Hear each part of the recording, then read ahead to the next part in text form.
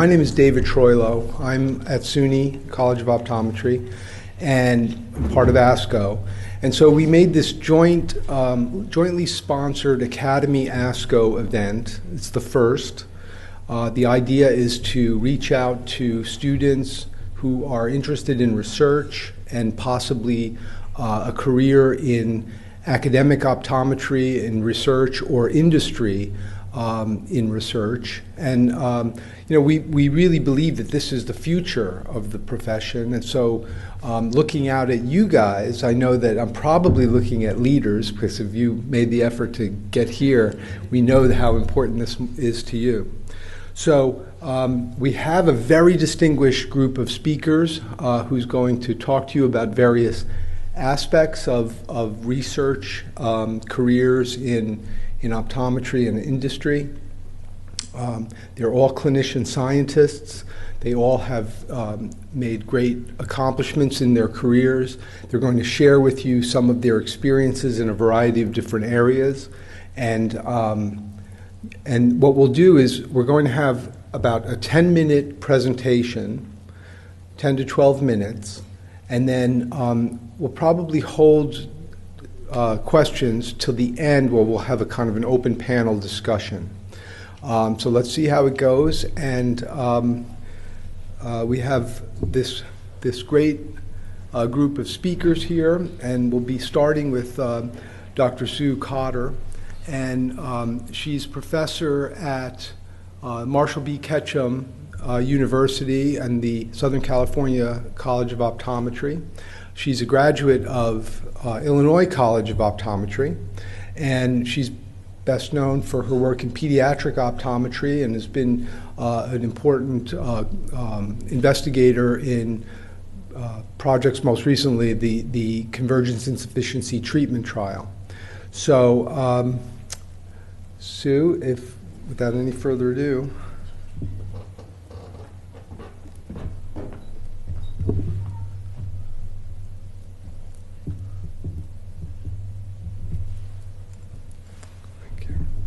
And there's a pointer here and a clicker here if you want to use that. Okay. Well, David, thanks first for the invitation and including me in this panel today.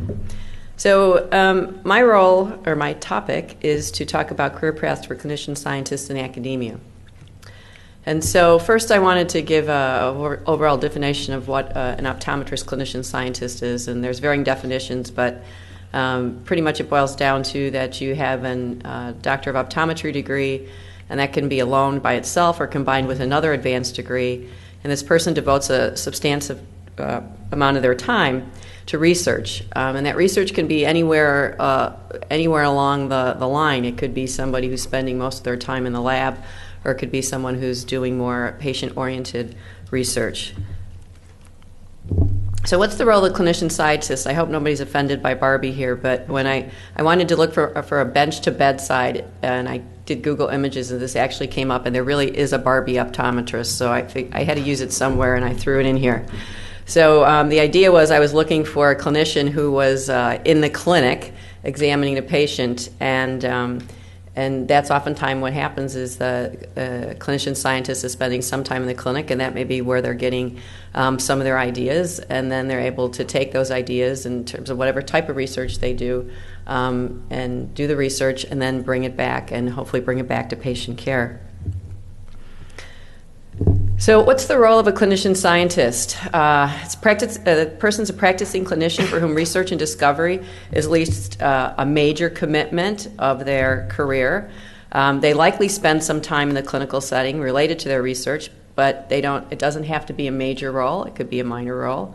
They're especially dedicated to generating new medical knowledge. And if you're a clinician scientist in academia, it's likely that you have other roles in academia, probably in teaching and perhaps also in administration. But these folks fulfill a unique role in focusing the research enterprise on issues that directly affect patient care. So we're looking at issues that affect patient care directly. So how do you get there? Obviously, we're talking about optometrists, clinician scientists. You're going to have an OD degree. And what do you do after that? I would encourage people who are really interested in clinic to get a residency as well. I think it's a nice thing to do because then you have a specialization within optometry, and I think that's really helpful from the clinical aspect, but it's not necessary. And then the question is a PhD necessary? And while I think it's a really nice thing to have, not all clinician scientists have PhDs, and I'm a good example of that. Okay, I don't have a PhD. There's alternative training paths. Some of our clinician scientists have masters in public health. Some have masters in epidemiology. I happen to have a master's in clinical and biomedical science, but I got that very late in life. There's other training programs that are funded by the National Eye Institute. So the National Eye Institute has grants. They have a K-12, which is a mentored clinical scientist program. And some people, a lot of people do that mid-career. It's not straight out of school. K-23 is a mentored patient-oriented research career development award that will pay, your salary and for your research. And probably Catherine can talk more about that. Some of these other people here who are K-23 awardees. In terms of the timing, I was looking up things on clinician scientists and seeing what was out there just in the literature, and I know that there's MD, PhD programs where they actually are getting those degrees both at the same time. And I'm not sure we have so many examples of that in optometry. Typically, people are doing their OD and then getting a PhD, or sometimes coming in with a PhD and then getting an OD degree. And so they might be referred to as the early bloomers. They've already decided what they want to do earlier in their career, and they're off and running. But I think we have a fair number of good examples in optometry of people that would be late bloomers or very late bloomers who started out, straight clinical track, did a residency perhaps, is at an academic teaching institution, doing clinic class, the usual, and getting interested in research, more interested in research, and turning into, either going back to school. At this point, some people, we have good examples of people going back, getting their PhD, or people getting their master's in public health, or different degrees. So it doesn't have to be something you decide on right away, but if you're thinking about it, I'd encourage you to do it right away.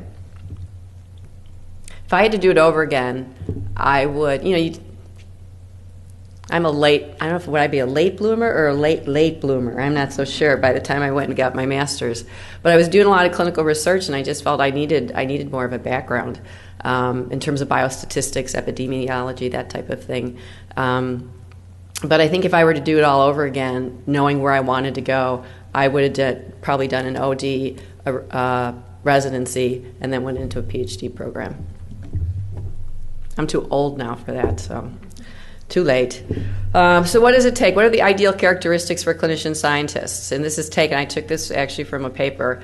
And so intelligent, motivated, hardworking, efficient, someone who's an excellent problem solver, a self-starter, effective manager, someone who enjoys being challenged by difficult problems, definitely need to have some tolerance in terms of failure and frustration. You have to be able to wear a number of hats at the same time and balance multiple projects at once, and ultimately dedicated to the discovery and creation of new knowledge. Now, you don't have to be an expert in all those fields, and you can have weaknesses in one or two of those and still be effective clinician scientist, because you're usually working with other people who can help fill in the holes for you. So why are clinician scientists important for the profession of optometry? And this is really important. Because I think the scientists really have a lot to do with where we're going as a profession and to keep us as a vibrant profession. And so, it's not good just to be simply a consumer of knowledge as a profession, optometry. We need to contribute to the knowledge base as well. And I think that it brings a lot of legitimacy to our profession if optometry is involved in generating the science and vision science. So it makes us more legitimate as a profession. It provides opportunities for optometry to be at the table. And I think this is really important. And if I think back of things that I think were really important steps where I've been involved, whether it's with the Institute of Medicine or different large projects, when people have come and included me on something, it's typically related to the research I've done. So it's not usually like, oh, I heard Sue Cotter's like a really good teacher, or I heard she's really good in the clinic. That might help me in my institution. It might help me with my, teaching the students and the residents. But in terms of the really neat opportunities that have come my way, the ones that they've come because of the research that I've been involved in. So it does put us at the table as a profession in a lot of different, very important avenues. I think that's really important. And the other thing is just, if you think about it, we have to do research as a profession. If we don't, we're not going to be much different than a trade school type occupation. So optometry has to be in there with the vision science and all the anything related to eye care. Why academia? I'm talking about academia. What are the upsides? Well, if you're interested in teaching, well, then you can do your research and you can be teaching.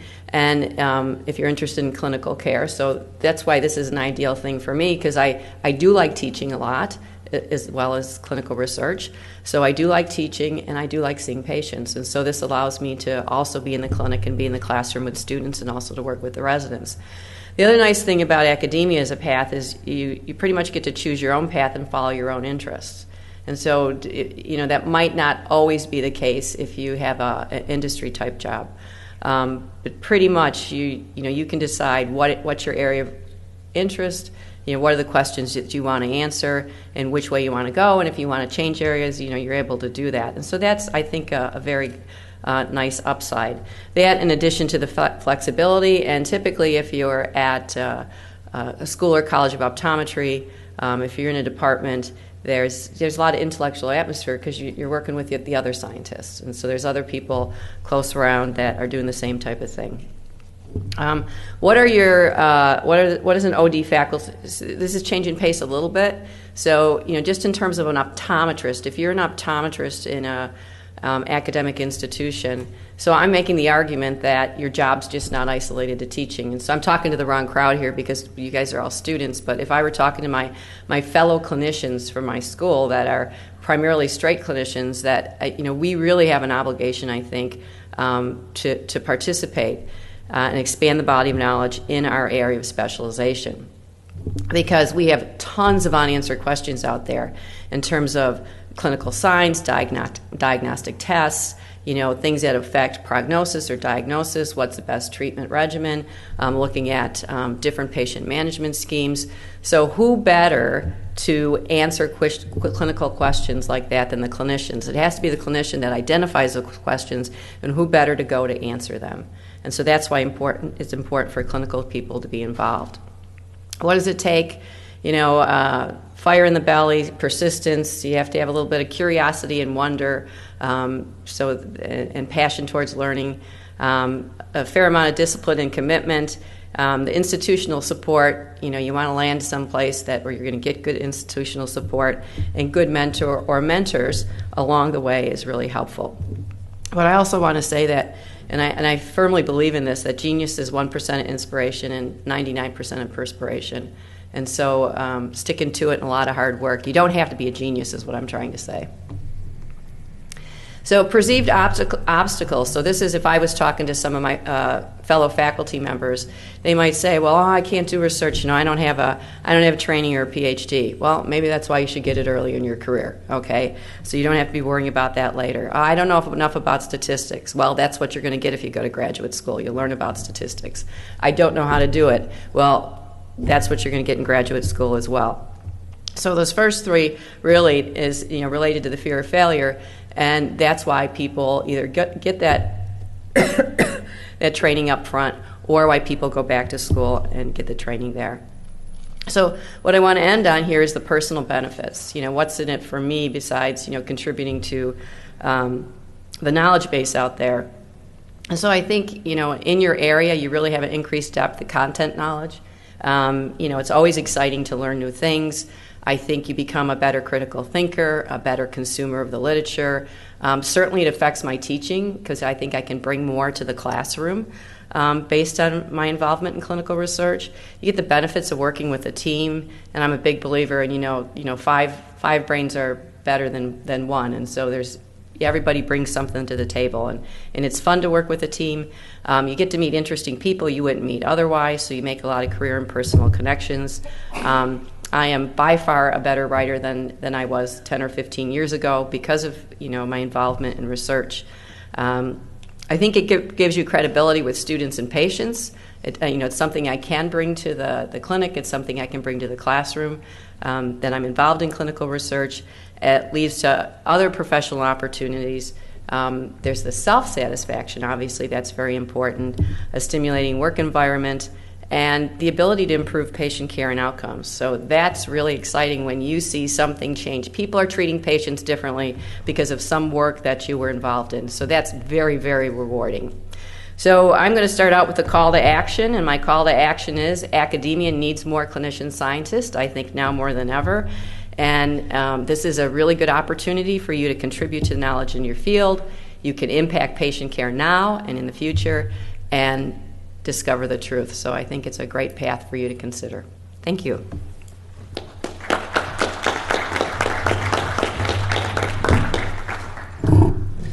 Okay, thank you, Sue.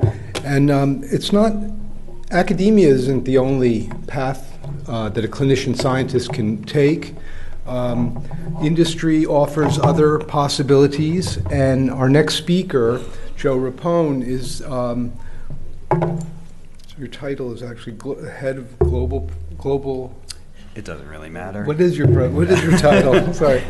Global program head. Global program head, and Joe is a graduate of SUNY College of Optometry. He did a residency at the VA in Virginia, and he's going to tell us a little bit about the path through industry. So, Joe. Yeah, thank you. Get this up. Yeah, we'll see if this works. So I'm always experimenting, and is Ralph out there? this was the first time I was able to use this type of presentation. And we thought that something could go wrong, so. You might have to Restart it again. Yeah. All right. Oh wait, yeah, there it is. Okay, All right. so now can you? All right. Let's see. Okay, great. All right. So thank you very much. Today, I was thinking about how I was going to handle this talk for a room of mainly empty chairs, and I asked my son, how should I talk to people? And he said, well, Dad, everything's available on the internet. So I found a newspaper that was available on the internet called Industrial Optometry, and I thought I could use it to speak to you all about what it's like to be a research scientist for industry, and kind of how to get there. And that's the part that I struggled with just a little bit. But the hard part about it is there's not a really good pathway, and I appreciate the fact that most of you are probably later in your educational career. How many fourth years and third years? Okay, and second years? Wow, very good. I'm impressed. Some graduate students out there too. And graduate students, great. Great, very good. Okay. So you guys are, chugging along really well, but you're not quite there yet. We're always kind of learning. And optometry school prepared me really well to take my board exams and to practice, but it really didn't prepare me very well at all to go into industry. And just to kind of illustrate my path to getting there, I went through my own personal path here. So I was in a combined program at SUNY, so I was doing my OD and my master's degree at the same time. I graduated 15 years ago now, and I did a residency, a hospital-based primary care residency. I got to do research in actually high school, and then in college, and then in optometry school, and also during my residency, so it was sort of in my DNA, if you will. And after I finished my residency, I was at a surgical co-management center in Nashville and didn't really have an opportunity to do any research. From there, I went into private practice, and I got to do a little bit of research, but this opportunity opened up for someone at CIBA Vision to kind of bridge the gap between marketing people, which are a really interesting breed of people, and kind of clinicians. And so I thought, wow, that sounds kind of cool. I'll do that for a couple of years and go back into practice. And that was 10 years ago. So I've really enjoyed what I've done. I've gotten to do a lot of things since then. I mainly have been in R&D my career in the industry. I've gotten to launch a lot of really cool products and think about a lot of cool things and work with a lot of really special and intelligent people, and that's what's kind of fun about it. So there's not a real direct path, though, and when we hire people, we're looking for people with experience, and I'll come back to that in just a moment.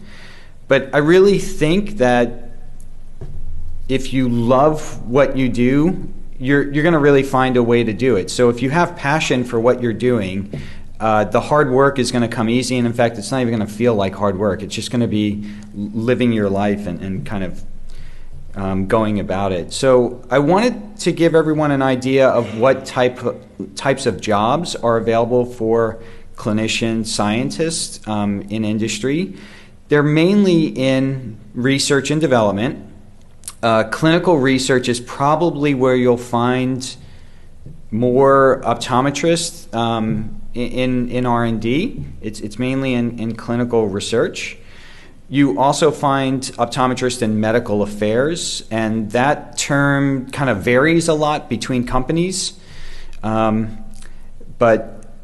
sometimes that's clinically related, sometimes it's not, sometimes it's kind of more of like a industry liaison role. It sort of depends. But then also vision science research. So this is kind of like the bench research that you could be doing in academia. Well, we have that too in industry as well, and we have optometrists that do that. There's also another group of medical safety.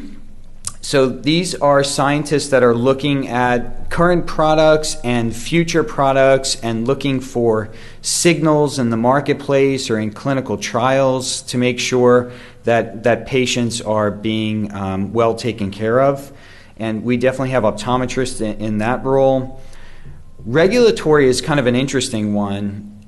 So regulatory, essentially, we have people that are working on getting products approved through health authorities in the U.S., but also around the world. And this is one that you really do need specialized experience and expertise. And there's not like an educational program that I'm aware of that you can go and get this experience. It's something that you sort of develop along the way. But there are definitely optometrists that have been involved in this area. In fact, also for health authorities. So, for example, the FDA. We've had a number of optometrists. There's still a number of optometrists at the FDA that work in these roles, and that's actually a really good way of going from your clinical career, your academic career into industry. It would be through a health authority. That's one possibility. And then the last thing I listed up here for research and development is management, which is sort of what I do. Again, it's not. There's not like a good jumping path there. It's one of those things that you just have to kind of work your way up through.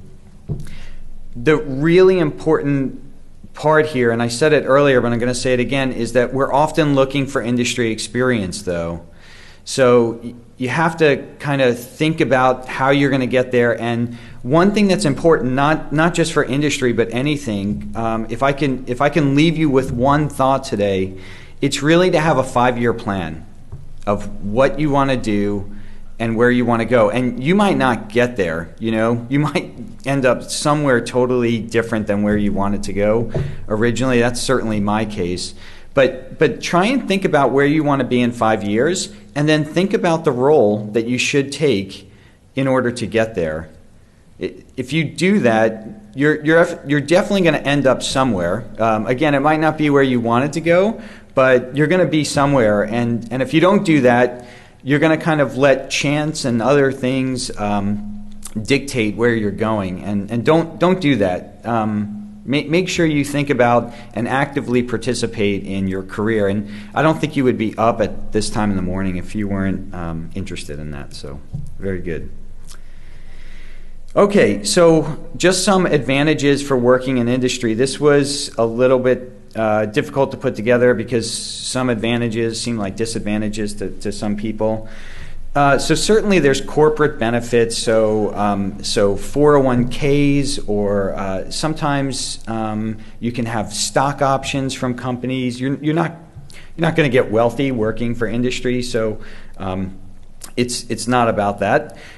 We generally have fairly good benefits depending on what size company you work for. I work for Novartis. It's a large pharmaceutical company. We have very good benefits, I think, for the most part. Vacation, I don't know. I mean, I think that's probably worse than a career in academia, but we certainly do get vacation, and it tends to be better than what you would have if you were working in private practice. Professional fee reimbursement, dependent care savings. So when you have kids and they're going to early childhood education programs, you can have tax-free savings accounts for that. The next one, again, this is one I struggle with. So you're not on call. So unlike when I was in practice, you're definitely not on call for patients, but you're on call for everyone else, I think. You think that you're going to work Monday through Friday because that's what it says you work, but you don't. I work pretty much every weeknight and pretty much every weekend, unfortunately. But again, I love what I do, so it's not like work for me. I mentioned this earlier, but I'm exposed to like really diverse expertise, and that's what makes it fun. I get to work with people in academia. I get to work with people that are chemists and engineers and marketing and finance and communications, and that's really great. I've been through some really great corporate training. Just this year, I finished a program called the American Course on Drug Development and Regulatory Sciences. There are things that I've had opportunities to do that I don't think I would have had otherwise. In terms of resources, I've run some really expensive clinical trials, and it's been great. And industry tends to hopefully be well funded to do what we want to do. So that's a nice benefit of it. Travel's a funny one. So my wife and I were arguing about this because I originally just had it on the disadvantages list. And she said, Joe, some people like to travel. And I'm like, well, they're stupid then. Why would anyone like to travel? It's a horrible thing. So I agreed to put it up here, but just year one. And on the list of negatives, it's also my top one. So years 2 through 40, that's a negative. If you've had one too many near-death experiences on an airplane or had one too many body cavity checks from TSA, you'll understand what I mean here. Meetings are horrible, like really horrible. They're dreadful. You spend your life in meetings talking to people. The people in this picture that I found just seem to be happy and, engaged and learning, and yeah, it's not like that. As I said earlier, it's not a 9-to-5 job. There can be instability in that we have reorganizations a lot. Every time we get a new person in, such as myself even, we want to make things better and do it our way. And so we have reorganizations, and that changes everything. There is bureaucracy that we deal with. I don't know how it compares to academia. It may be worse or better. I'm not sure, but there's definitely some of that. But one of the big things I want you to know, though, is there tends to be reduced clinical exposure, though. So you could have very little to no clinical care in what you do. So that is a big disadvantage for sure. So Confucius said that if you choose a job you love, you'll never have to work a day in your life, and I really believe that. So think about what you want to do, figure out how to get there, and you'll really enjoy what you do. So thank you very much.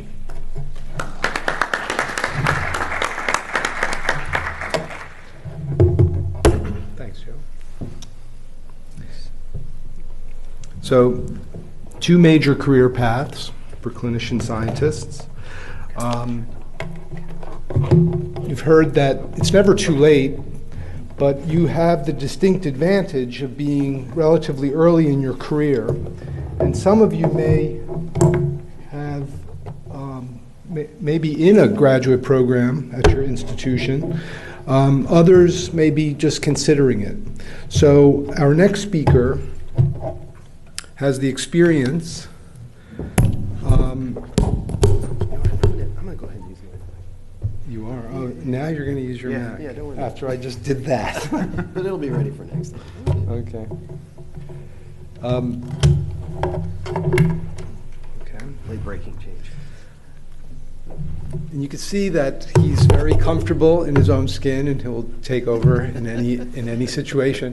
So our next speaker is Michael Tois. He is a graduate of Berkeley and has been at several different institutions. He's an OD PhD. I think your PhD was at Ohio State. Right.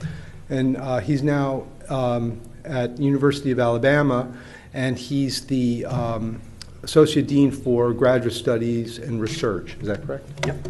You got it. So he'll tell you a little bit more about the MS and PhD and what to expect and the keys to success. There we go. So thanks for that. And boy, I have to say, Sue, you covered a lot of great things here. Joe, so did you. I mean, there's some real gems in what you guys have heard so far. I'm probably going to just echo some of those comments from my own perspective here. One of the things I would lead off with is this question here to address, and that is, where does your passion lie? Sue used the word passion. I'll use it as well, because I think it's what really is going to make you get up on the hard days and continue to work through things that can be challenging and difficult. And I would also say that, optometry is a big tent. And we need leadership in a lot of different dimensions in optometry. Certainly clinical leaders who are excellent in providing patient care at the highest level is something that drives and defines our profession. Similarly, the important role that professional advocates play in defining our profession from a legislative standpoint, vitally important role. And I considered those things along my career path, but the thing that really drove me was this burning question of why. Why do we practice that way? Why do we do things the way we do? Is there a better way? And I was always distracted by that shiny little thing out of the corner of my eye, this new idea, this new possible way of approaching things. And it was that curiosity and sort of discovery and concentrated, focused thought on particular things that led me to try and seek a role in leading in knowledge creation and discovery. You hear the word research thrown out a lot here this morning, and I think really in my mind that's kind of code for discovering new knowledge more than anything else. Some people, the word research is a bad thing. I suppose it's not for most of you. That's why you're here this morning. But really, this profession is multifaceted, and we need leaders in all dimensions, and certainly in the world of research, that's a key one. So if your passion lies in that direction, then there's a place for you. There are lots of places within this profession, but certainly we need leadership in research. So one of the other things I would say is that, what's the difference about grad school and professional training? Maybe the sort of catchphrase I would use is that in graduate school, typically you're embracing the gray. There's not a black or white answer. There's not a best way of doing things. You're questioning that. And you're okay with the answer to the question being, it depends. I think that's really, in my mind, one of the main differences about graduate school. And then another thing that you should all think hard on is, what does it mean to be a scientist? I think there are too few scientists in the world today. I think there are too few people who really use a scientific approach in thinking about the things that they observe in everyday life. I love the story about Newton contemplating the prismatic sort of refraction that was occurring through a crystal on a a light in a room that was being hit by sunlight, and just wondering, why is it that light breaks into all those colors? And setting about some groundbreaking experiences and thoughts that changed how we look at light and energy and life ultimately. But it's that kind of approach to wondering and thinking carefully about ordinary phenomena that leads one to behave and think like a scientist. You have to have that. One of the things, is PhD necessary? What will these extra letters in my title do for me? Sue had a great answer to that. There are a lot of different paths, and I don't think you should ever pursue additional training just for the purposes of extending your signature line on your email. There's a lot of requirements and expectations that go along with those sorts of things. You'll toil long and hard to get those if you do it right. And what you come out the other side with is a number of expectations from people at the table here who will look at you and your career paths and wonder, is this person one of the next leaders that can help push this profession to greater heights? So I've got a few kitschy slides here, but really the message behind them hopefully is valid despite the goofiness to those things. One of the essentials for success is self-determination. You're really going to have to come to some place where you don't really depend on an external source for reward. It has to come from within. That self-determination really comes from intrinsic reward, and you valuing something, setting a goal, setting your sights on achieving that objective and taking the time to do it, and deciding when you've done a good enough job at that. Coming from the outside, looking for sort of reward from the outside is just not something that ought to drive success in graduate school. But self-determination, the willingness to get up every day and do the hard work is something that is key to your success. The other is mentors. I didn't have a good picture for one of my friends, so I put Yoda up here as well, but you might recognize some of these people across the bottom row. These are folks that have been important to me in my life and my career. Tony Adams, the editor-in-chief for Optometry and Vision Science, was one of my first mentors, and I'm lucky enough to be working with him at this stage of my career again as a person involved with OVS. It's my great good fortune to have that same mentor early and late in my career. David Shanslin was a chair of Department of Ophthalmology at University of Washington, St. Louis. Had 10 years of working under him before I decided to go back, so I guess that makes me a late bloomer as well, or a late bloomer, before I went back for a PhD. But it was his approach to looking at clinical problems and the curiosity that he sort of kindled and inspired in me that I think ultimately pushed me out the door of working with him. And it was a difficult separation, but it was something that really was, I think, the right and best thing for me. Similarly, working with Carla Zadnik, and if y'all don't know her, she's a force of nature in this profession, and I think also a wonderful mentor to many leaders, past and present in the profession. Similar kind of experience there. Someone that you love to work with, you want to be around, and just inspires and tries to bring out the greatness in you.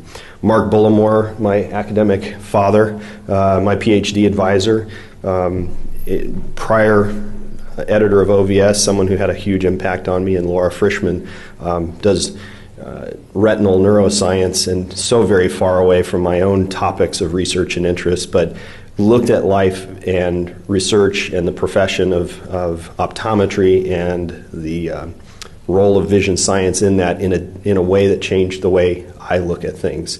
So I guess my point about mentors is that when you look at this cast of characters, they're all very different people, and they all provided me with very different inspiration and motivation to grow in new and different ways. And I think throughout your careers, hopefully you'll have the wisdom and opportunity to seek out people that will have those kinds of very different skill sets that can complement whatever you're needing at that particular point in your career. So the other thing I would say that is key for success in graduate school is really having a purpose, having a focus on what you want to do, defining that ahead of time. To echo one of Joe's comments there. You've got to have some passion for it, be dedicated to that, and persevere through difficult times because you will encounter them. Other keys to success are curiosity. For me, it's that why question. It must be burning in you. Somehow you have to have a puzzle you want to figure out. You have to have something that drives your curiosity. And then you have to be focused in your approach to it. Creative, but also focused. Take all of the energies that you have and put them to that question that drives you. And it's the combination of those things that I think helps make you most successful. Here's the other piece, though. It's tenacity, and this gets back to Sue's comment about perspiration and inspiration. It's absolutely true. If you look at the SAT and the GRE, these two entrance exams are very different from one another. The SAT is probably good at getting at somebody's overall intelligence and level of genius. The GRE, much simpler test, but it's applied. There's an emphasis on, to some degree, how much of that you can get through, and there's certainly an emphasis on how well you can use some very basic concepts to problem solving, and I think that's also a nice analogy for what goes on in graduate school. At some point, you will tackle hard and difficult problems, but really it's the creativity and the tenacity that you have in tackling those problems that's going to make you successful or not in graduate school. So what are the main activities, I think, of graduate students? I would put top of the list and most important, critical thought in everything that you do. And most of the things that you'll do are on this list below. Reading. You have to be a student of the literature. You have to know where ideas have come from and how the field that you're interested in has grown to become what it is. That means you need to know history. That means you need to look hard at who has developed the base of knowledge from which you're trying to stand and go beyond in the future. So reading is essential, but you should think carefully about what you read. Where are the flaws? Think critically about how people tackled problems, and is there room for improvement? Is there some creative inspiration that you can add to the field that will take it further? You should think critically about how to design studies, how to analyze your data in new and different ways, and most importantly, writing is one of the key things that you'll do. And I think that's the main expectation here. You write. I always say to students, to get into graduate school, you write. To succeed as you go through graduate school, how is your progress marked? It's marked by your writing that you do. And then finally, to get out, you write again. It's a dissertation or a thesis. So I used to think that was a really scary thought. I didn't really enjoy writing a lot at the beginning of my career. But it was one of those things I took on as a puzzle, and I still don't know whether I really accomplished my own, hit my own standards or marks for writing well. But I think it's something that I really now do enjoy striving to try and accomplish. It's always this, how do you go to the next level?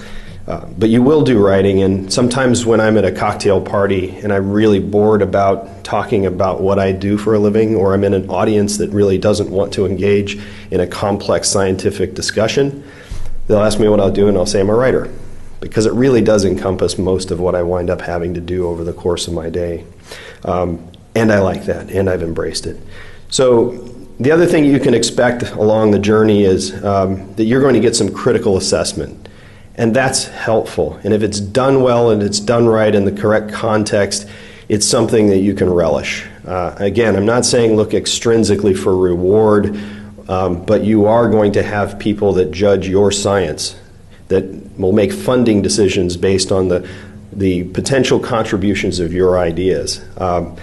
You have to learn how to respond to that. You have to have a thick enough skin to take that. And if you do, you'll get better as a consequence. So I guess my last slide is this Bruce Lee quotes for you here. So don't pray for an easy life, but pray for the strength to endure a difficult one. Hopefully that doesn't put you off the idea of doing graduate school and extra training. But it is meant to be a growing exercise. And I think my philosophy on education or learning has been that it's that struggle that's key to growth. And embracing that is something that's key. And my last point for you about what it takes to be successful is to understand that what you're doing is building a reputation. And as a scientist, there's nothing more valuable than that. It takes really a long, long time to develop a reputation publicly among your peers and colleagues as somebody who does careful work, who thinks hard about their problems, and has the passion to pursue things to the end and come up with really good answers to difficult questions.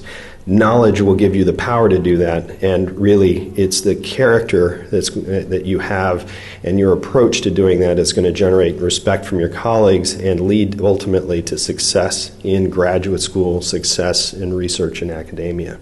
So while I again say that you shouldn't go looking externally for those sorts of rewards, you do need to be aware that your position in leadership in future is something that we all want to embrace, we all look at, and we all want to nurture and see go forward and be successful. So that's what I would offer on this topic. Thank you. Thanks.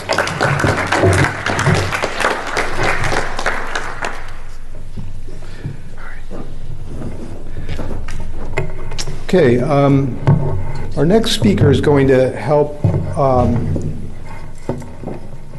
you understand some of the mechanisms that you will need to use to achieve independence. So right now, as graduate students, you are in a position probably where you don't have to worry very much about funding.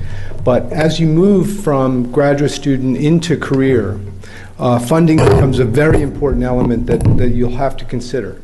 So our next speaker is Catherine Richdale, and she's from SUNY. She is an OD PhD who did her training at Ohio State, and she's at SUNY. She's an assistant professor and also is a director of our Clinical Vision Research Center. Catherine. All right, so thanks for the opportunity to speak about this, and thanks to all of you for coming. It's nice to see a wide range, and we're going to talk today about funding opportunities that are available for somebody first entering into research through a more advanced graduate student and even to perhaps your first years in a faculty position. So the first foray into really any sort of funding support for your research, for myself and for many investigators, is through a travel grant. And I know many of you are presenting work at the meeting this year or hope to present next year, and hopefully you did apply for a student travel grant through the Academy. I have heard some students say, I didn't apply, it's too competitive. There, especially in ARVO, there might be MD PhDs or postdocs or other people that are applying, but I think, as my mentor once told me, the best way to ensure that you won't be granted an award is to not apply for the award. And so take the time for the Academy grants to think about your personal statement and put forth your best work. Why is it important for you to attend these meetings? Why are you excited about presenting? And where do you want to go on from here? What will you learn, and how will that help develop you as a clinician scientist? There are some unique opportunities that are available to optometry students in research, and the Neumuller Award, which I just saw, was awarded to Joe early in his career, as well as the Beta Sigma Kappa grant, sometimes get few to no applicants. So take the time to seek out what opportunities you might be available for even early in your career, and if you're eligible for them, do apply for them, because it's a nice way to begin to build your resume and give you some momentum moving forward for some of the larger grants. So there are some more advanced graduate degrees that some of you might be pursuing if you're already in a master's or a PhD program. The Iselle Fellowships, the highest award that the Academy gives, it primarily goes to PhD students, those who are either ODs or not. In the last couple years, about 8 to 10 of them are awarded per year out of an applicant pool of about 30 to 50. So they are quite competitive, and many people apply a year or two before they're actually awarded an Iselle. But I'd encourage some of you that I know that are kind of early or mid in your PhD to consider putting in an application, because it's actually good for the review committee to start to see you and know what you're interested in and how you're progressing along the way.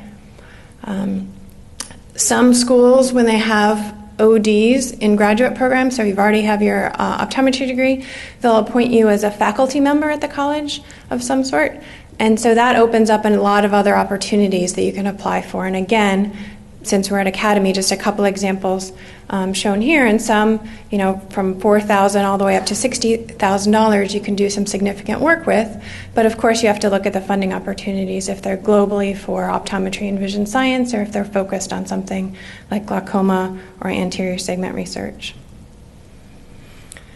So if you don't know about the student loan repayment program, it's one of the best things I think that was ever invented to help support clinicians to stay in academia. I graduated from optometry school and I had about $120,000 in student loan debt just from optometry school. I was fortunate my parents paid for my undergraduate training. So I went into practice and was being paid pretty well in an industry or in a commercial chain setting, and it was hard to think about taking my student loan debt and then going on to do even a master's, let alone a PhD. But this program, while I was in graduate school, paid back 90% or more of my $120,000 in student loan debt. And so it really does help that clinician to consider and make it more feasible to go on to graduate school. It'll pay up to $35,000 a year towards that, and you can reapply. The graph that's shown here includes both new and renewal applicants, and you can see the funding to the unfunded rate. For renewal applicants, they're being funded right now at a rate of about 70%, which is unheard of, and even the new applicants are being funded at 40%, which might sound low to you, but I promise you it's a really great funding rate. The NEI also supports formal training programs to do research, and Sue and others kind of hinted at some of these things. So 6 of the optometry schools now have a T35 program, and even if you're not at this school, you can apply to some of them. They accept outside applicants. And this supports a formal research program, usually in the summer between your first and second year of optometry school, but sometimes they do accept people between the second and third or later on in their optometry program. And then the T32 and K12 generally support optometrists doing research, a master's or a PhD. I was fortunate to be on a T32 in my first couple years at Ohio State, and that helped provide not only the salary support, but the time and the resources so that I could write a K grant. And while fewer schools now have these funding opportunities, a lot of them are kind of using the same type of mechanism for their salary structure and their resource support and protection of time for clinicians who are interested in pursuing graduate degrees. And I would just point out, so there are, here in the room, some deans and associate deans of research who can tell you more information about their programs and how they support graduate students in research. So there's also individual training grants, as Sue mentioned, the K23 and the K08. The K23s focus more on patient-based clinical research, and the K08 translational or basic science. And this can really be the first mechanism for you to support a large-scale study in your primary area of interest. It's not only salary support for you to buy out your time and allow you protected time to do this research, but it can provide up to $50,000 a year for up to 5 years for you to do a sizable project. And I've just picked out a few names here in the last 5 to 7 years that have been awarded either a K23 or a K08, so that you can see that there are a variety of different institutions. If there's somebody at your institution, I'd encourage you to reach out to them and talk to them about what the grant is like, what was involved. If not, you can also look at NIH Reporter and see if there's somebody who's doing something similar in your area of interest, and you can see a little blurb on kind of the scope of the projects. So then stepping beyond your graduate into your first faculty position, the NEI's primary research support is right now through the R and U series grants, and they support obviously basic translational through clinical trials work. And some people, depending on the type of research you're doing, might be eligible to apply for NSF or DoD grants if your area of research is specifically aligns with their funding opportunities in certain areas. The other mechanisms to support your independent research, and this could be as a graduate student or as a faculty member, are institutional, industry, and some private or foundation grants. Most schools of optometry do have small pots of money that you can apply for to allow you to collect the pilot data that you might need to support a larger external funding mechanism. Industry usually has, many of our ophthalmic industry partners sometimes will have either a specific call for proposals around a certain area, or they'll just accept investigator-initiated applications on a rolling basis. And you'll have to look at the website for more information about those. And then there are private and foundational grants, both on the local level. I was supported by some Ohio Lions Foundation that allowed me to collect some pilot data in support of my K-23 grant, and some national level foundation grants, some of them being more specific in certain areas, like Foundation Fighting Blindness or diabetes. The ARVO funding guide has a pretty good online overview. It's not an extensive list, and we were even talking earlier at the research committee meeting of, how can we put all these resources available in one place so that people can know what's available and apply for things that they're eligible for. So I know I've thrown a lot out there, so I'll leave you with some parting thoughts. And the first one is to network. And as an introvert, right, that word used to really scare me. I don't want to go to a cocktail party and just mingle with people. But by network, I mean do a little research online. And if you're just getting into research and trying to figure out what you want to do, reach out to people who are actively funded in doing that research. So make that connection. If you're later on in your career and you're thinking about applying for a K grant or an Iselle, reach out to those people, perhaps in your institution or in your area of interest. Optometry is a really small community, and most everyone is really happy to help the next generation of students be successful and get engaged in research, as you can tell by the talks we heard early today. The next thing I would say is to be open. I agree with Joe to have a plan, a 5-year plan, a 10-year plan, whatever that looks like for you. But I would also say be open to opportunities. And that may mean looking beyond where you thought you'd be with your bachelor's, your optometry institution, or perhaps even outside of optometry or outside of the country at other opportunities that might be available to you to help get you where you want to be. Apply for things. Look at what opportunities are available and submit something. And I don't mean to just dash something off and submit because the deadline was coming up and you wanted to get something in, because optometry is a small community and the last thing you want to be known for is for submitting sloppy work. But take the time and plan ahead and do apply for things that you're not sure if you're going to get or not. But from the process of applying for things, you will learn and you will grow, and hopefully each application will be stronger through that process. Continue to work on publishing. With each grant application you put in, you'll be asked to submit your resume, your CV, your biosketch. And so the reviewers want to see that you're actively disseminating the work that you're doing, because that's ultimately what this is all about.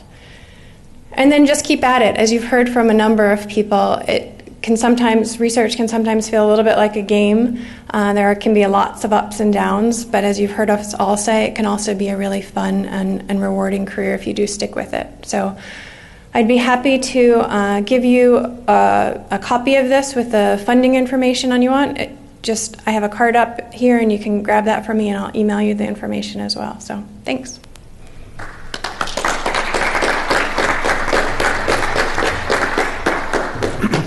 Thank you, Catherine.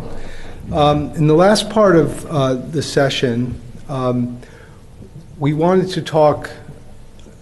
to speak to different types of research that are going on in an optometry environment. And so we had lined up Jeff Wallin to talk about clinical research and clinical trials, followed by Rachel Redfern, who's going to talk about basic and translational research. Unfortunately, Jeff was not feeling well and couldn't be here today. So he's okay, but he just couldn't be here. So what I'm going to do is just kind of go through his slides very rapidly, for full disclosure.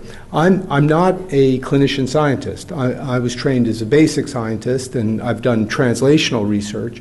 But I wanted to give you my impressions of clinical research, And there are a number of clinical researchers on this panel, and it'll help to develop some questions and discussion after we're done. Now, clinical research in a healthcare profession like optometry, this is where it's happening. This is where the rubber meets the road. And so I think that what we're really trying to do is influence patient care. And the best way to do that and to move the profession forward is by translating our research efforts into a clinical environment. There's a subtle difference that I've come to appreciate between clinical research and clinical trials, and I'll just tell you my basic definition of it, and that is that the clinical research elements are very observational. Anytime you're working with patients or human subjects on clinically relevant issues, but clinical trials are a particular different type of research that's very carefully defined, where you have multiple treatments that you're comparing, and the subjects are put into those treatments before the study begins in a random fashion, and so they require a lot of careful oversight, and not that any other research doesn't require oversight, but clinical trials are a special type of research. So as Jeff shows in his slide, it all involves direct human research. There's many different kinds of clinical trials and clinical research in optometry, and you've probably seen a lot of them. The CITT study, CLAMP, BLIMP, all of these. It seems to me that you need a very clever acronym to do clinical research. PDIG, the amblyopia treatment studies, etc. Other studies that are going on, there are many, many other studies outside of optometry. Here are a couple of examples. The ocular hypertension treatment study. This other one is the infant, the infant aphakia treatment study, where they're looking at whether intraocular lens implants versus contact lenses are which is better. So lots of very, very important studies going on here. He's just giving you some examples here where we probably wanted to talk about some of the features of these multiple arms, these different treatment groups that are often designed into these studies. And this is an atropine study for myopia control, where they're looking at different doses of atropine compared to full doses and or placebo, and it's been a very interesting and sometimes controversial area of research as well.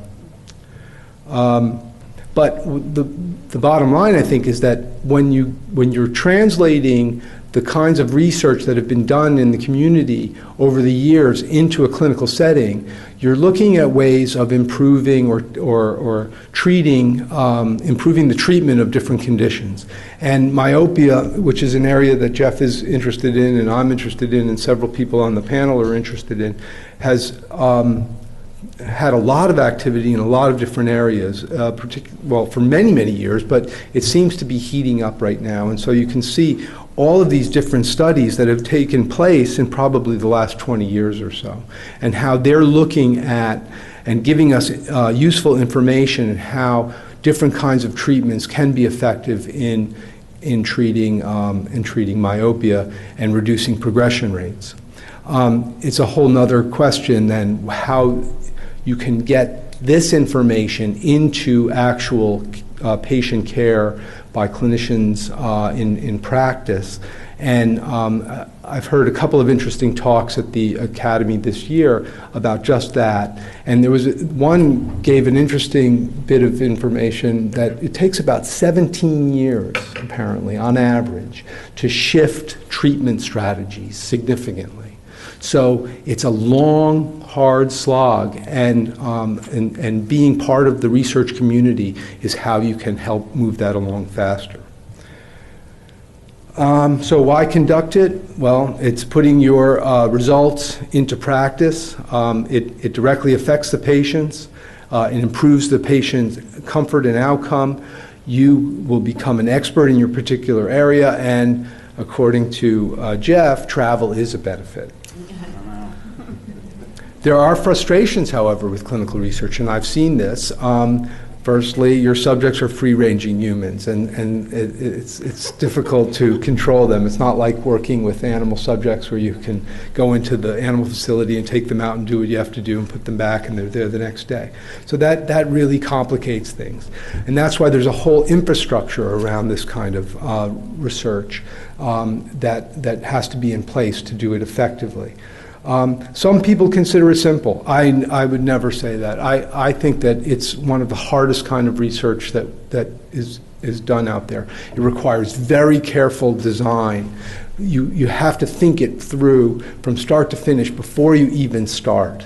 And once that's all in place, then you begin the hard work and the perseverance that you need to recruit your patients, to get them in, to get them scheduled, to get them be seen pre-testing, during the testing, post-testing. It's just an enormous effort.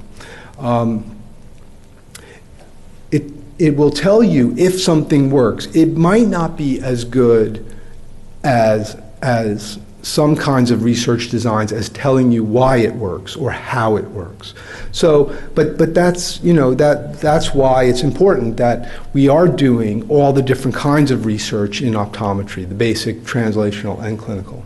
It frequently takes a long time, and it is expensive. Okay, so how can you be involved in clinical research? You can be a study chair. You could actually be, in these large multi-center clinical trials. Someone somewhere is sitting, and in the CITT study, it's Mitch Scheinman, who, by the way, is a very, very late bloomer, and he's just doing his PhD now, whereas, the question is, will he retire before he actually completes his PhD? But he's a study chair. So that's like, at one level. You can be the principal investigator at a study site, where you are responsible for all the detail and all the business that goes on at that site.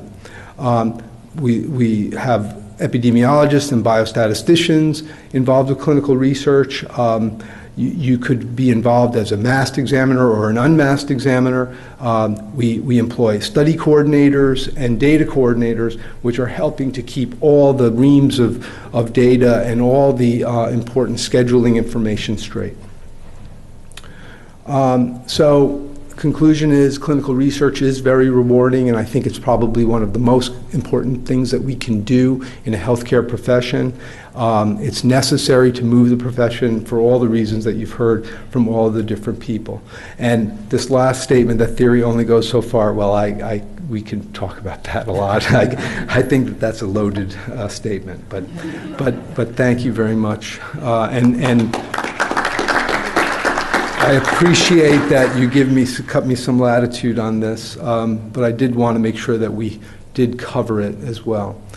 Our final speaker is from the University of Houston, where she did her PhD and OD, and she's on faculty now. And Rachel Redfern has an R01 grant in her area of research, which is ocular surface, and I will just cue this up, and I'll just kick it over to you, Rachel. Thanks. All right, do we have a pointer? Okay. Good morning. You guys have been sitting here for a while, and I really appreciate your attention and staying this long. I know you probably may have had some late nights, and the meetings can be quite exhausting, and with all the new information that's coming in. So we really hope this session is useful for you. You're the people that we're targeting. You're our future of this optometry field, so we are glad that you're listening. So I want you to see my email address here. So it's rredfern@central.uh.edu. Please email me if you have any questions. I'm sure everyone in the panel would love to hear from you. I truly believe that when you give back, you receive. So if there's any way that we can be an assistance to you, we'd be happy to do that. So like Dr. Troilo was saying, I'm on the basic science faculty, but I do have an OD and a PhD. All right, so just so we're on the same page, okay, I think most of you probably understand what basic science research is and what translational research is. But so we can be on the same page. I want to go ahead and define and discuss a little bit more. Basic research results in general knowledge and understanding of nature and its laws, okay? So this is basic questions that you might have. It may not have to relate to medicine. It could be just related to like laying down the foundation of science.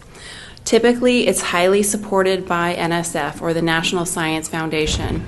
So they typically support, I think their budget this year was around $7 billion, okay? Now, as you move forward, as you build these basic background discoveries, you can then move towards translational research. And NIH defines translational research as a process of applying ideas and insights. Okay, so these are the thoughts that are in your head right now. Generated through basic scientific discoveries for the treatment and prevention of human disease. All of you are probably being graduate students or you're pursuing some sort of clinical degree. Your goal is to treat patients, right? So here's some steps in which you can follow if you want to get there, okay? But the overall goal here is improved patient care. And you can see how dependent they are on each other. All right, so here's an example of basic and translational research. It's related to dry eye because that's my most basic interest. But in order for us to do translational research or to come up with novel therapeutics, we have to understand what the heck is going on, right? We can't just throw drugs out there. We need to know what is the mechanism, what is the pathophysiology involved in the disease process. You can take it a step back and say, okay, we're looking at an ocular surface disease, okay? What is going on the ocular surface? What cells are expressed? What is their function? What is the immune cell interaction? So when you look at this image here, for those of you who are interested in dry eye, you can see that you can have desiccation. And this somehow desiccation can lead to the production of cytokines. We're not quite sure how or what.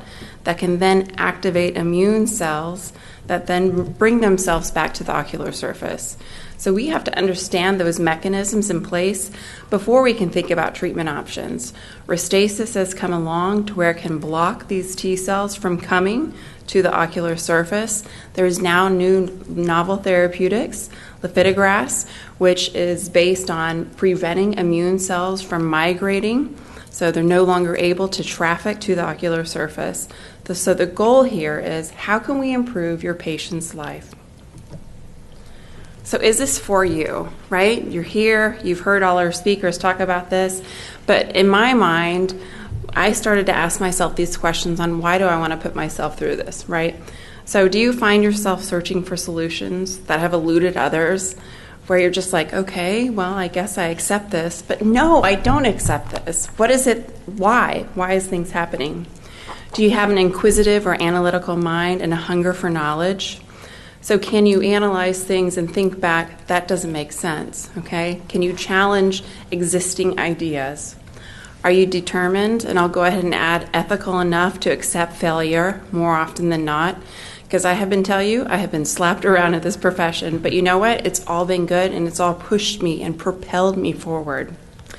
And do you have the desire to give back to your profession? So your peers amongst you and those behind you, do you want to give back to them by teaching and mentoring? All right, so you probably have seen pictures of these before, right? So here's the ocular surface, and your patient comes in and they look like this. Our current understanding is that you can have dry eye, which induces hyperosmolar stress, and then this increases cytokines and leads to ocular surface damage and instability. Why does that happen? If you're thinking in your mind, okay, what is my list of treatment options? How do I treat this? That's good. But also, if you're thinking, why is all of this happening? How can we blunt the inflammation? Or maybe you apply it to a different avenue that's of more interest to you. But for me, that was a propelling question that I was like, I don't get it. Okay, we don't have very good drugs here. We just don't quite understand what's going on. So I started thinking more about what's going on. How is this hyperosmotic stress increasing? Is it modulating proteins around that can then activate receptors to stimulate cytokines and MMPs? So it was the big why here that always drives me. We use a wide array of research avenues. So we do in vitro studies, cell culture work, so a lot of bench work associated with that. But we also do a lot of in vivo animal models. So this is a great way, because we have found that there's a lot of variability with patients, but when you induce these things in animals, you can knock down that variability and get more standardized results. And of course, all of this has to have some relevance to human subjects, right? So we need to sample ocular surface and figure out what's going on in the disease. So, do you have an inquisitive and analytical mind? Not that long ago, Jules Hoffman and Bruce Butler, they discovered these particular receptors, right? And they were discovered in some cells in the body. And so our next question was, where else are they at? Are they on the ocular surface? What are they doing on the ocular surface? Well, we know, and we have found out, that when you activate these particular receptors, that it can stimulate inflammation. Okay, so are they involved in dry eye? Are they involved in microbial infections? These are all questions that we have. Are you determined and ethical enough? To be honest, I don't have enough slides to convey how many times I've been wrong, okay? And I probably will be wrong many more times in the future. But, okay, the exhilaration of the new impact far outweighs my previous disappointments and really ignites my determination, okay? So what do I mean by that? I mean by sometimes you don't always get the answer you want, but when you do, it puts a fire in you to where you're very excited, and it really helps move me forward. In giving, you receive, okay?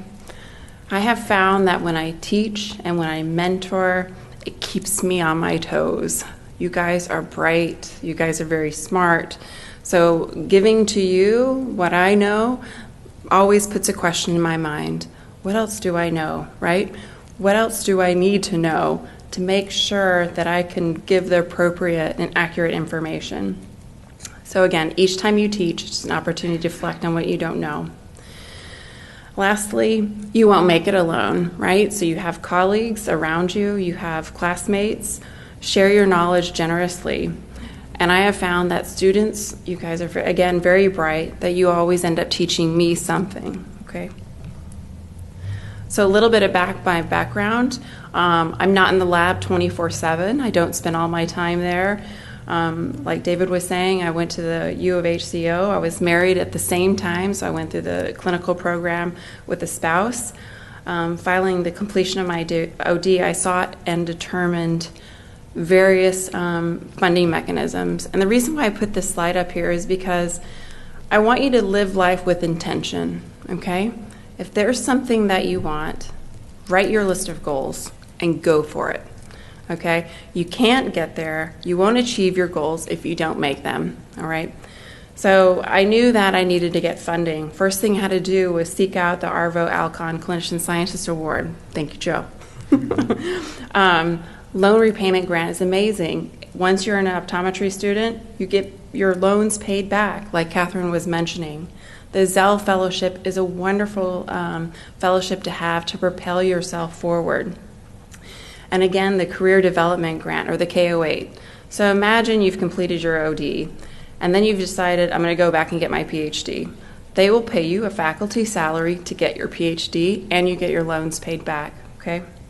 And then again, I received an R01 grant. And so this was a funding mechanism to really answer the questions that I had that were burning inside me. All along this path, I've had a family life. I married my husband in 2001.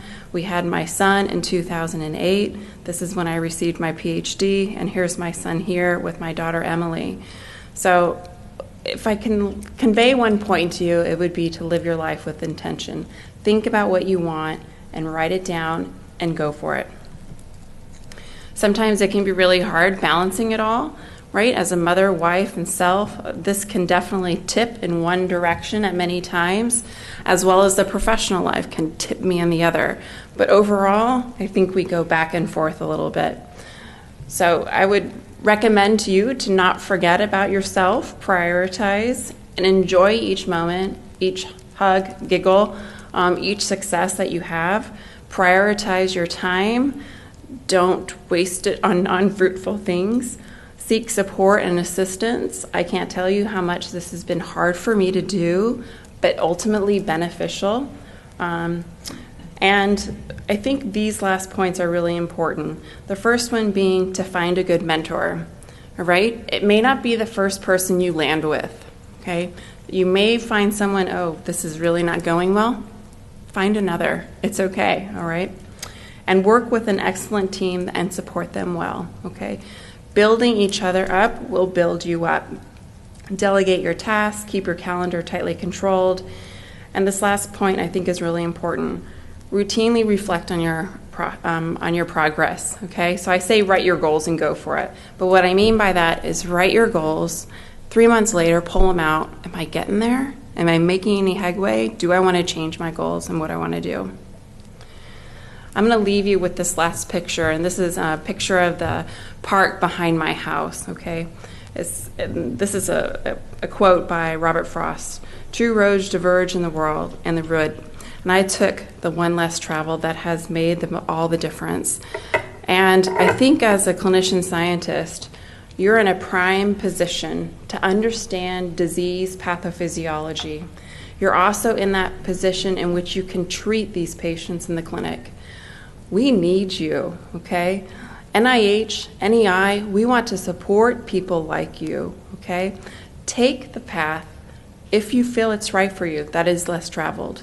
When I did the OD PhD, there was 2 students out of 100 that they accepted, okay? There's not going to be many of you, but go for it if you have the burning desire and those questions in your head.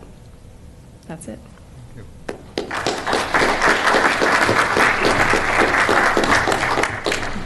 Thank you, Rachel. We have a few minutes. I know there are things happening out there, the award ceremony, et cetera. Any questions that you have for the panel? I know that an important thing for you at your particular stage, and one of the best mechanisms we have in optometry is the Iselle Fellow. And I wonder if someone can speak on the committee to what it takes and what the Iselle selection committees are looking for.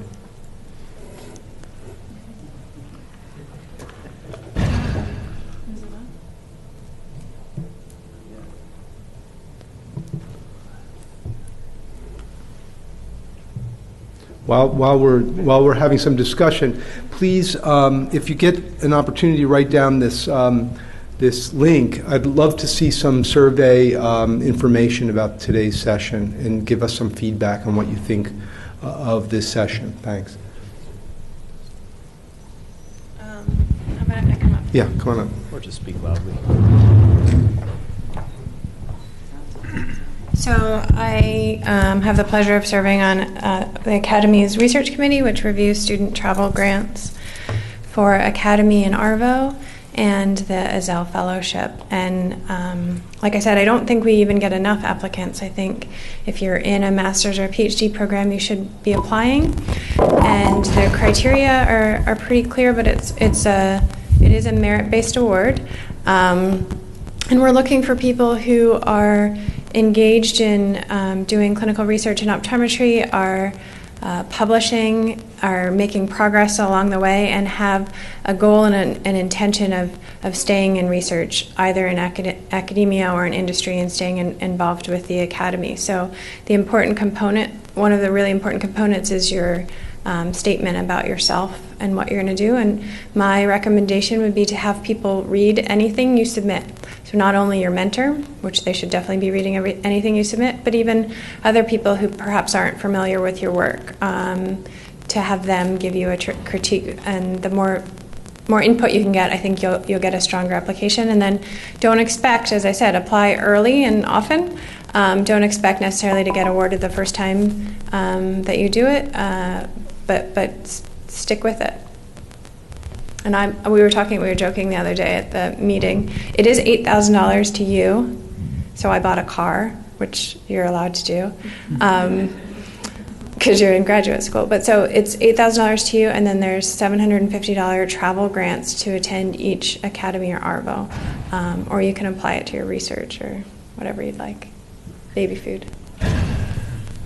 Any other questions? Yeah.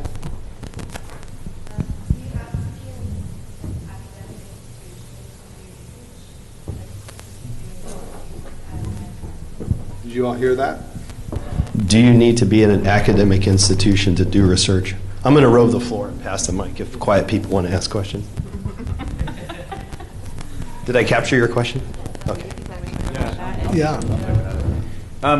No, so the answer is no. You don't need to be an academic institution. You can certainly be in private practice. I have done research in private practice. I've done research at a VA hospital before. You could do research on your own. Catherine mentioned investigator-initiated study grants that you can actually get. So you can certainly do it anywhere. You just need that support system in order to kind of help you through it and get it done.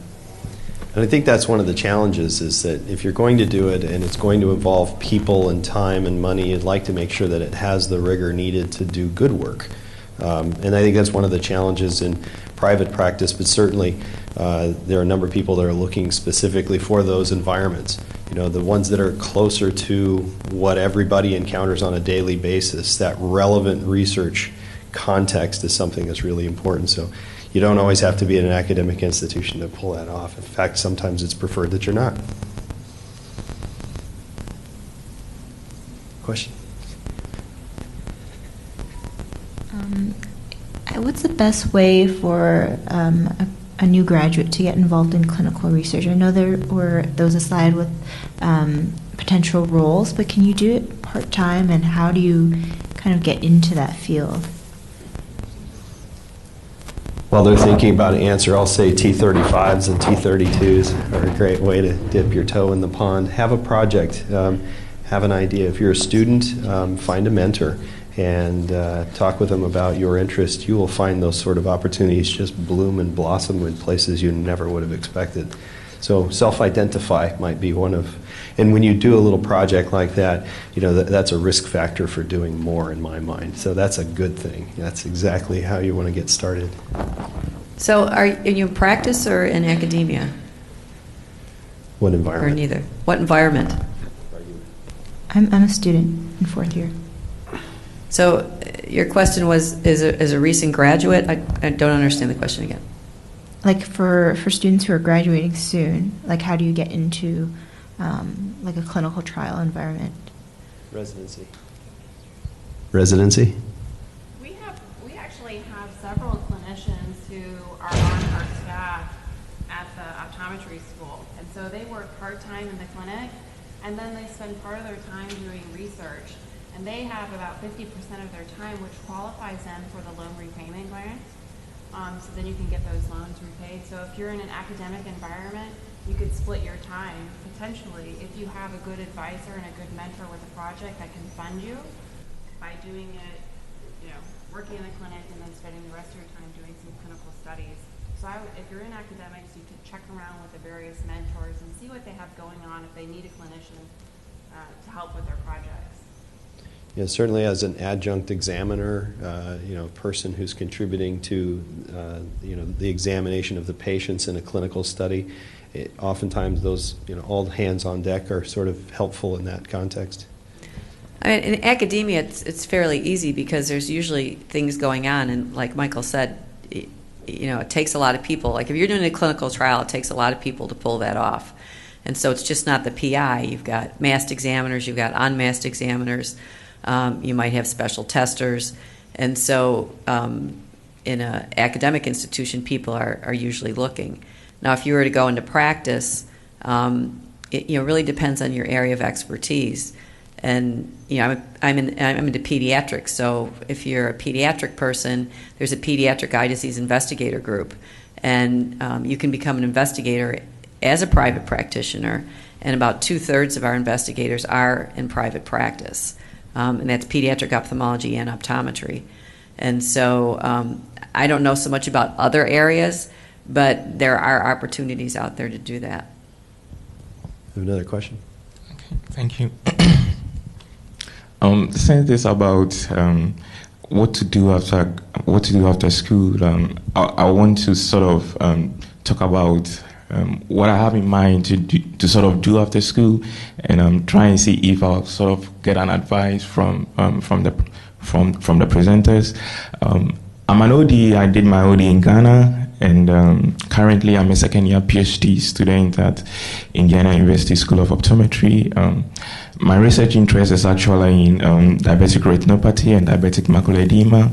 I actually presented a paper on SDOCT yesterday in diabetic retinopathy, and I've published some papers like with collaborating supervisors back home in my former school. But my main perspective is that after my PhD, you realize that most of the research that we do here in the States and even in Europe as a whole, most of them has actually not been done back home in Africa, and it is very imperative that we get the perspective of what actually, whether we are going to get the same results. Like, let me narrow it down. Like in terms of diabetes, in terms of diabetes, we know various risk factors for diabetes in terms of ethnicity and other things, but some of this stuff has not actually been done in Africa as a whole. So the main perspective is that, after getting the PhD and a possible postdoctoral training, you sort of go back home, go back to your the institution that you came from. In addition to doing research, you want to practice, but the main it would have been great to actually have sort of a research eye center whereby, in addition to teaching in the school, you actually since I'm interested in diabetes, I can actually have maybe a diabetic research center where I can replicate most of the stuff that I'm learning under my mentor. Specifically, in our lab, we use the spectralis machine a lot. We do something on AAO SLO also. So with somebody like me who wants to sort of go home and sort of replicate most of the stuff home, what is the direction to go? It sounds like, that's the kind of thing that, public health work is more important. Just replicating studies that have been done and established in another country doesn't necessarily have to be done back in your home country. What needs to be done is you have to bring some of the technology with you to apply it to the population, and there are opportunities to do research, public health research as you go in that regard. So maybe looking at it from that perspective might be a good idea. Anyone else can add to that? Can I just ask one final question from me? And I know it came up a variety of times in different ways, but the importance of communication and networking. What do you think are the best strategies to open up your network, to collaborate with people? A lot of the kinds of things that I think you're thinking about as you move beyond your degree into your practice and into your future careers will be assisted by good collaborations and good networking opportunities. What are some of the best ways of achieving that? Attend the Academy meeting. No, seriously, I think it's opportunities to get in front of your colleagues and have those hallway conversations, with people at your own institution and at scientific venues. ARVO is a great place to do that. Of course, every discipline, Society for Neuroscience, Photonics West, depending on what your interest is, there is a convergence of people who share similar sorts of themes, and I think that's where you build those bridges. But oftentimes, surprisingly, it starts at home, at your own institutions. You can find that you can reach very far around the world with connection to just one or two people. I'll just add one more thing. So put yourself in uncomfortable situations, I would add. I think that's how you kind of learn and meet new people. And I think it's unfortunately important to building that network. And I also think that you have to, Sheryl Sandberg would say, you have to lean in. And you can't wait for people to come to you. And I think some people do that. They wait to get invited to the party. Right. And sometimes you kind of have to invite yourself to the party. and talk to people and tell them you're interested. And sometimes you have to do things that may not seem very glorious and sexy and cool. And I'll tell you, I started my first clinical research. I just came to SCCO, and I was a full professor before I came. And there was an opportunity to work on the CLEAR study, which was a collaborative longitudinal evaluation of refractive error. But I was a data collector, but it was a Carla Zadnik project, okay? And they were looking for somebody, and I was working with assistant professors. So the PI was an assistant professor. She needed somebody. She needed a PEDS person, and I was a PEDS person. And I had gotten advice from somebody else that said, Sue, what are you doing this? You're going down, you're sitting in this trailer all day, collecting data. You're a full professor. You shouldn't be doing stuff like that. But I was interested. It was a good project. It was a good question. I wanted to know the answer, and I did it. I did it for several years, and it opened up all kinds of opportunities for me. And so while some people thought it was beneath me to be able to do that at that point in my career, it worked out perfectly for me. So that's another piece of advice too. Yeah, roll up your sleeves. And I was interested in the question. It was meaningful to me, and I wanted to do it. So. Yeah, I just want to make one brief point. I think it's real important to put yourself in those awkward situations. I remember how nervous I used to get. I would literally look up their papers. Okay, there's this person. I need to go talk to them, talk about their work, and try and say something smart, right? But these are the people who are going to be reviewing your work. They're the people who are going to be judging your grants, reading your papers, figuring out if they get accepted. If they know who you are, remember your presentations, remember the conversations they have. I think that's really important to do, okay? And it really does have a big impact. I just have a comment. That was hard for me, so one thing that helped me was just following my mentor around the poster hall at meetings, and everyone comes to talk to him, and he would introduce me to them for me, so that was a way to break the ice. That's a really good idea. Any final thoughts or pearls of wisdom? Everybody kind of laughed when Catherine said she was an introvert. And I don't know everybody else, but I'm an introvert too, and people don't think that. But I am. I don't like cocktail parties, and I don't like talking to people.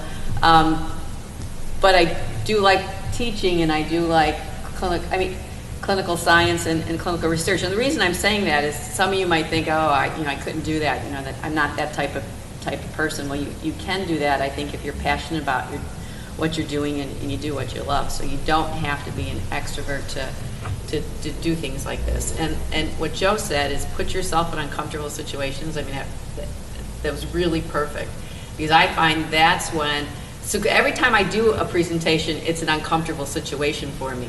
But I'm always a little bit smarter afterwards, or I learn a little bit more. I get to work with some interesting people. There's always upsides to me having been uncomfortable in that uncomfortable situation. So I thought that was really perfect what you said. Well, with that, I'd just like to thank everyone on the panel for agreeing to participate in this. I really appreciate it. Thank you so much. And thank you all for coming, getting up so early on Friday. After the sessions, go have a nap and enjoy tonight. There's a lot going on still to come at the Academy, so enjoy it. And we'll see you around. You can communicate with any of us, and we're all here to help. So thank you. Thank you.